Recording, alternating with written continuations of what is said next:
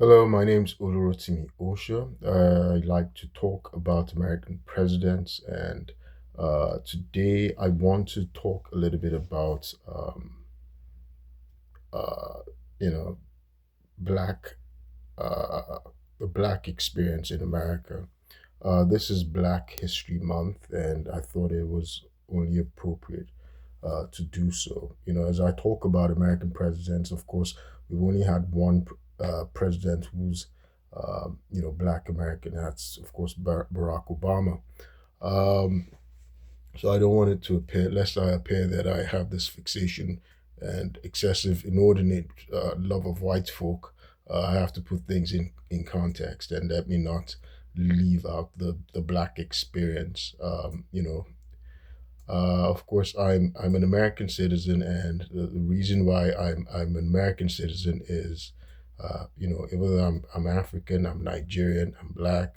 But I'm not a descendant of African slaves, right? I'm not a descendant of African slaves. That's because uh, you know, Black Americans after the institution of slavery, after the Civil War in 1865, they decided to stay here in America, and following a progression of laws that one gave them citizenship, that's including the 14th Amendment of 1868. Um, and not just them, but so the way the founding fathers structured the way we establish our constitution, formulate laws in our constitution is, they use a legal principle of making things universally applicable, right? So they don't say, well, we're going to make this law for just specifically Black Americans, right? Uh, the historical context that necessitates the creation of that law may have been because of African Americans, the controversy regarding the status of African Americans after slavery. That may have been the impetus to creating that law, the 14th Amendment. But when, laws are now formulated in the Constitution, there's a principle, then they make it universally applicable, right? It becomes universally applicable. So if they say, well, if the original question was, African Americans who were born here, are they American citizens, right? African Americans, descendants of African slaves born in the United States, are they American citizens? If that was the uh, question that precipitated the debate and the formulation and drafting, formulation, and ratification of the 14th Amendment, which defined citizenship, which said, well, people born in the United States are United States citizen. If the question was um, about African Americans, right? Uh, when it's created and made law, then it becomes universal. They do it. They establish that law in such a way that it's universally applicable. That okay, any person born in the United States, right? That's the way America's legal principles. That's a pattern. America's laws. That's a pattern if they follow that any person born in the United States is a United States citizen. So it won't be, well, African Americans born in the United States are United States citizens. That's not how that law will be formulated in the Constitution. So a reason why I'm an American citizen, I'm a naturalized United States citizen, which is protected in the 14th Amendment as well, is because Black Americans after slavery decided to stay in America, right? They decided to stay in America. They didn't decide to go back to Africa. They decided to stay. Of course, during the era of slavery, after, the early founding fathers, including Thomas Jefferson, James Madison, James Monroe, and even subsequent presidents like Andrew Jackson, they were concerned and deliberated on what to do with uh, Black Americans who became free, right? Who gained their freedom, before the abolition of slavery and the Emancipation Proclamation, by President Lincoln during the Civil War and after the Civil War, um, slaves had been freed by their owners legally through manumission, a process called manumission. So they had a variety of individuals who were free, and so the question, had arisen during those times, amongst the founding fathers, especially those amongst them that were slave owners. They were concerned that freed black people, if they started to, grow, it would be a threat to the institution of slavery. That was one. And so, what would they do with freed slaves? So, in one of the biographies that I'd read about uh, Thomas Jefferson, which wasn't a hagiography.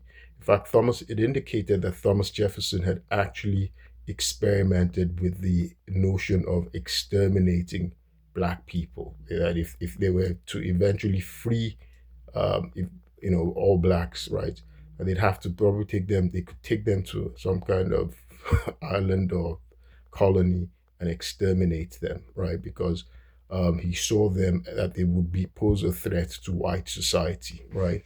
So yeah, there was a lot of racism during that era, right, and a lot of unsavory thoughts. So and you can see even those who were well-meaning, right, amongst them, presidents who had been well-meaning, who were whites, they understood that even if blacks who were freed continued to live amongst white people, that they would constantly be antagonized by the white majority, right? There would still be that animosity, and blacks would not be able to thrive. So even President Ulysses Grant, this was what he thought. So at one time, I read his personal memoirs, which was excellently written. It's one of the canons of American classics. So it was excellently written. He wrote it himself, his autobiography, and he was dying at that time. But he did experiment with the idea. He wanted the Dominican Republic? The Dominican Republic, he wanted America to annex it and make it um, a colony for black people, for the free African Americans to move there and establish their own republic. So that was what because he didn't think they'd be able to thrive in white society. He felt that whites would continue to have animosity and would, undermine black progress. So those were the thoughts of Ulysses Grant. And back to the early founding fathers, you see the people like James Monroe, James Madison, Thomas Jefferson. They created what was called the African Colonization Society, right? There is it, yeah, ACS, um, and the is it the American? No, there was the African Colonization Society. I think they founded in about 1816. There was a guy Henry Clay, and their patrons were James Madison, Thomas Jefferson, James Monroe, and the idea was any slaves who were freed, right, the black slaves who were freed would be transported to, they would be deported, repatriated back to Africa where they could settle and live their lives as Africans. And that was how they founded Liberia in 1822. And of course, Liberia, its capital is Monrovia. Monrovia, named after President James Monroe. It was founded in 1822. About 13,000, African Americans were actually, freed African American slaves were actually transported back there. But it was a terrible experiment because majority of only about a quarter of the people who were transported who went back survived. Right, so it was and then it created a crisis, and so a main reason why many of us Africans are able to come emigrate and stay in America is um, because we fit into, there's already a black society here, right? About 13% of, the American population is black, made up of African Americans, right? That's some 40 million people. And so we easily fit into that community, right? Of course, there's a caveat there because there's still friction. A reason why I also wanted to do this discussion was I just keep seeing this on social media. Of course, those are not amongst the people who are educated or whatever. There's this uninformed animosity between uh, apparently between Black Americans and new Africans, right? There's this, and it's uneducated and it's uninformed. So again, so Africans would not be here if Black Americans had not decided to stay in America. So eventually, Black Americans, a lot of the freed uh, slaves, and even after the Civil War, Black Americans decided they wanted to stay in America, and they suffered all the crises.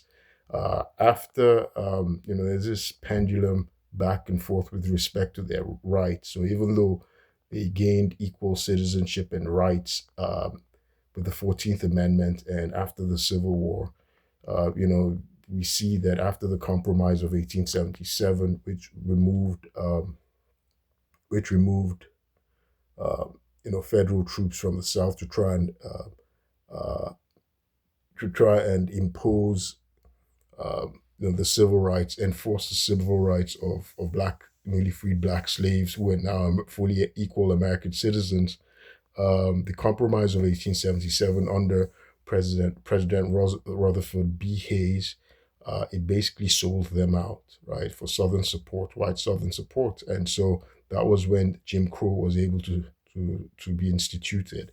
The South now made Jim Crow laws, which basically was now, um, you know, another form of subjugating black people and alienating them within, the southern states, and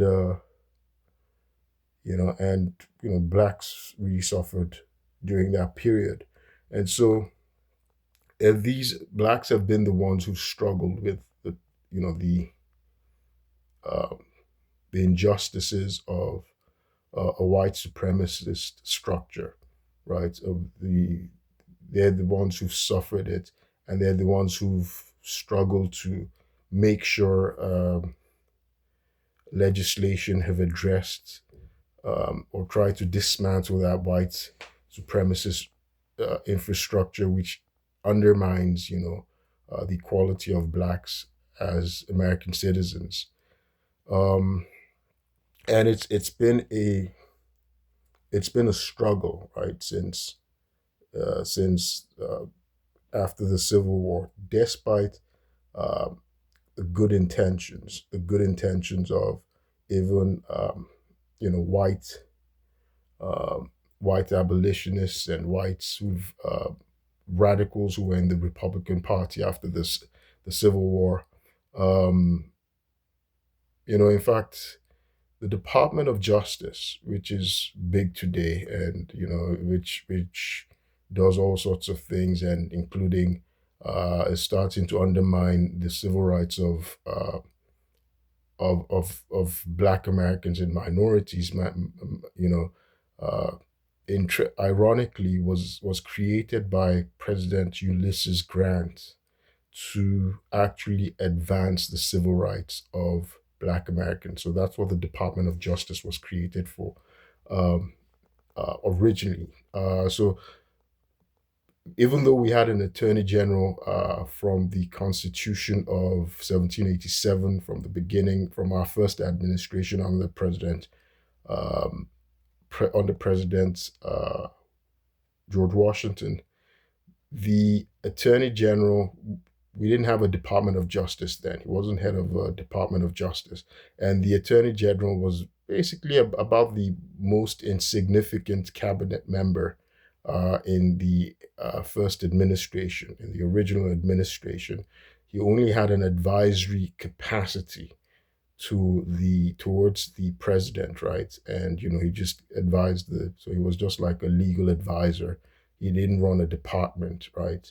The largest department at our founding was the Treasury Department. It was the most powerful under Alexander Hamilton.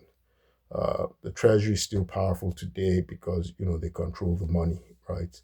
So but yeah, so it was President Ulysses Grant, our 18th president, who was also the commanding general who won the Civil War on behalf of the Union and preserved the Union.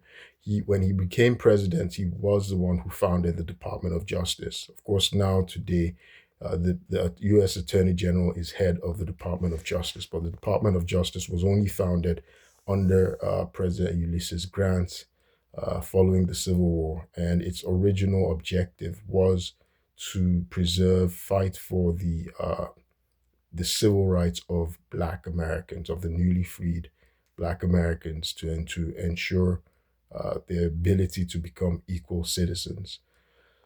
Um, I'm going to do several videos, and so um, regarding this, and so yeah, it's very important to understand the role of African Americans and how it's helped, the new Black migrants that are coming into America, how their role in America has helped shape and facilitated our ability to come in and to integrate, right?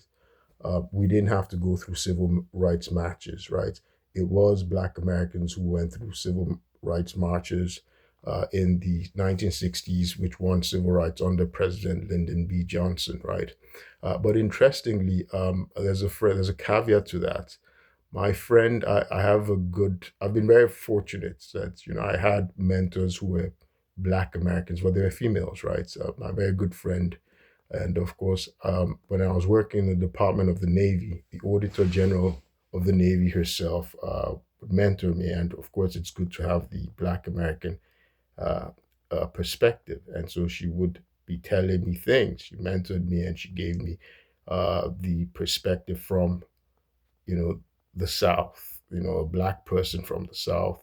My other person who sort of mentored me was when I went to work at an investment firm, Wachovia Securities. It's called Wells Fargo now, and it was another Black American woman, and she graduated from an Ivy League, and she gave me her. She was one who first started telling me about things, critical race theories, and she didn't call it that, but it gives you the Black perspective, right? And you're learning about Black history and the race relations in America. Apart from the fact that I read, I read Cornell West's books on my own. I would read Cornell West's books on my own. There's a guy called Randall Kennedy. He wrote the book Sellout and the book Nigger, right? So I read those books on my own.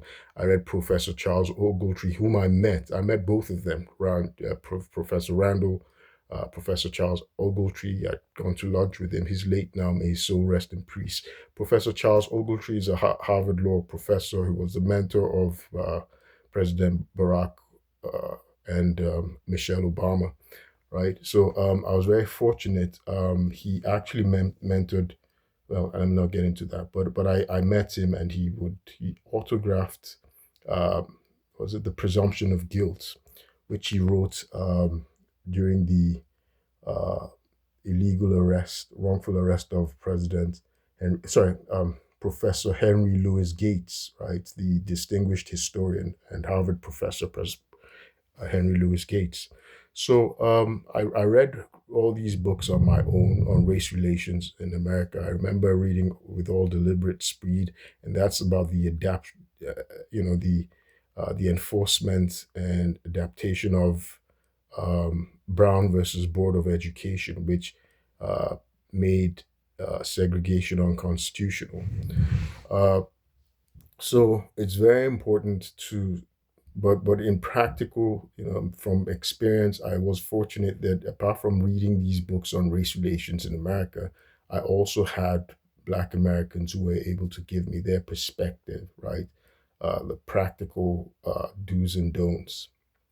Um, but so while I'm saying that Africans owe a lot to the contributions and the struggles of Black Americans in America, right? Uh, does it mean that I'm saying that that Africans should be a doormat to Black Americans? No. Does it mean that Africans should not be aware that there are Black Americans who will attempt to sabotage and undermine them? Undermine them? No. Black Americans will be the first to tell you that not all skin folk is kinfolk, right? That just means that that's another way to say my Yoruba uh, a proverb. We have a proverb in Yoruba, which I am. It says Yoruba. That's a tribe in Nigeria, right? It's a nationality in Nigeria. Yorubas will say "Tí ọ̀tá ilé ò bá pa ẹni, ọ̀tá ìta ò lè rẹ́ni pa." Right? It's an intoned language, and it's basically saying if the way it translates is if the enemy in the house, right? Tí ọ̀tá ilé ò bá pa ẹni, ọ̀tá ìta ò lè rí ẹni pa. If the enemy in the house does not kill you, then the external enemy cannot find you to kill you, right? That's very important. That's very significant. I'm going to do a subsequent video because there's a lot to unpack in this. But at the same time,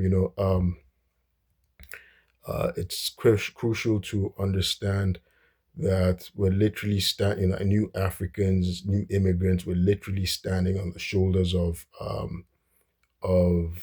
African Americans, forebears, right, who came before. Not necessarily, African Americans today, right, because the African Americans today were not the ones who suffered as slaves, right? They're the descendants of those who suffered as slaves. The African Americans today, they're not the ones who, majority of them, right, are not the ones uh, who struggled, who matched during the civil rights, right? Majority of them are not. In fact, my friends who are African Americans, like one of my mentors, I need to verify that. She insists only 8% of African Americans at that time participated in the civil rights movement, that only 8%. And I'm going to use this to do a subsequent video and get into the history, right, of the origin of the race struggles. So importantly, yes, we as Africans, we're standing, new African Americans, new whether we're Nigerian Americans, with the new immigrants of African descent who find success here, who get scholarships, right, and attend integrated schools, which um, Black Americans, which were segregated and kept out Black Americans, decades ago during the Jim Crow era, and it was their marches, it was their struggles that led to legislation that desegregated schools, and then we come in today, and we can actually benefit. We can, experience, equality in America. For instance, I went, I originally I went to a predominantly white institution in Troy, Alabama. Troy was where the Congressman John Lewis was born. Congressman John Lewis was not even allowed in his day to go into the library of Troy to borrow books. He was born right there in Troy. I went to school there at Troy. It was a predominantly white school. So the business school where I went to business school was called Sorrel College of Business. It's been renamed now, and so not it's still Sorrel College of Business, but the hall, the building, our main building, right, was called Bibb Graves Hall. Bibb Graves was a governor of Alabama, and he'd been a KKK member. He'd been a Klansman, right?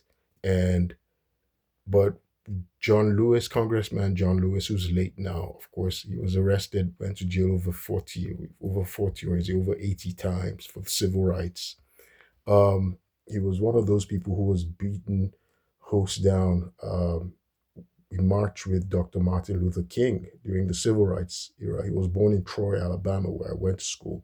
Now, the building has been renamed John Lewis Hall, right, in his honor. right? He wasn't allowed to go to that school. But I was fortunate. I went to school in that building. I graduated from that school. I did very well in that school, right? Majority of my classes, I was the only black male there, right? In a predominantly white school. Uh, it was the struggles of Black Americans, the marching of Black Americans, their marching, their struggles, their civil rights fights, their sacrifices that created legislation that desegregated and gave opportunities to Black people. Doesn't mean I'm taking the opportunities of Black Americans. Absolutely not. Their struggles expanded Black, opportunities for other people. Um, you know, so yes, so new uh, Black Americans, new immigrants of African descent, recent ones, the 21st century immigrants to America, we're literally standing on the shoulders of Black Americans, from all the way back to from from the Civil War, after the Civil War, right? To the opportunities he got with the 14th Amendment, and then the back and forth. There's a back and forth in race relations in America and the progress, when you will find that.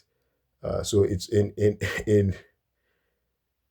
in Marxian thought, and I was very cautious. That doesn't mean I'm not socialist, I'm not communist, but I'm somebody who reads a variety of things. In Marxian thought, they call it dialectics versus, it's called dialectics, right? That's thesis and antithesis, right? So it's a struggle, right? So it's like a back and forth, a struggle, right? So some people, you can think of the struggle between the haves and the have-nots, or but there's a struggle in the US. There's been this back and forth, thesis and antithesis in race relations in America. So you'll find that there's a bad situation like slavery.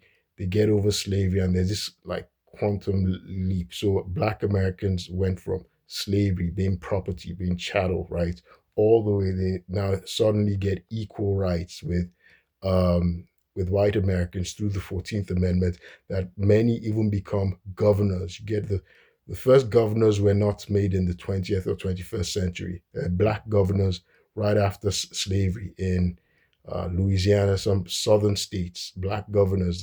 They weren't governors for long, but they were black governors then. They were black senators, they were black congressmen, so and then so that's a thesis. So equality prevails, and then all of a sudden there's a backlash, there's a blowback, and then the rise of the KKK. There's that backlash, blowback, and Jim Crow, and all of a sudden they're stripped of all their rights, and then there was uh, a law called Plessy versus Ferguson, which says, well, sure that Black Americans are equal, but keep them separate, right?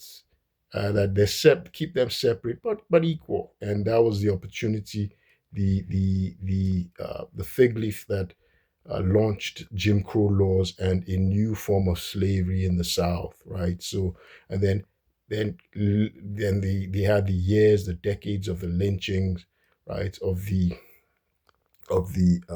pogroms against black people. And then all of a sudden you have the civil rights era again of 1964 under President Lyndon Johnson. And then, there's this progress, and there's this black middle class, black, upper class status they're just growing all of a sudden. And then you get another pushback. You have a pushback on the war on crime, the dog whistle, the insidious, hidden, uh, the terms that they use, war on crime, right? And then they're basically using it to incarcerate black people again, create, mass incarceration of blacks. And that's the era where we're now in again. And then all of a sudden, the 90s, there's that boom again. Then President Barack Obama, and you see what's happening after the blowback after President Barack Obama. So there's this thesis and antithesis. It's like a pendulum uh, swing. It goes back and forth, ebbs and flows in race relations in America.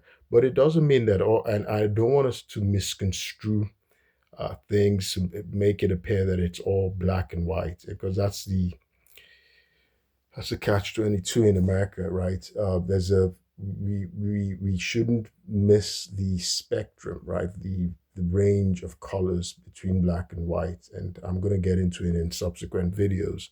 But again, yeah, new Africans who are citizens who are getting benefits. Where when I say benefits, I don't mean welfare, because no immigrants don't come here to get welfare. They come here to find success. There's a certain group of people that the U.S. government lets in to America, right? If you're going through the legal path, right?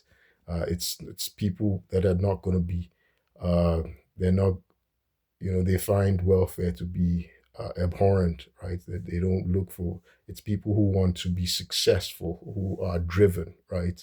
Who will contribute to America. Those are the sort of people that the U.S. government uses its legal pathways for. Um, so I will continue in subsequent videos just talking about uh, the Black American contributions to America and the experience and how it has facilitated and aided the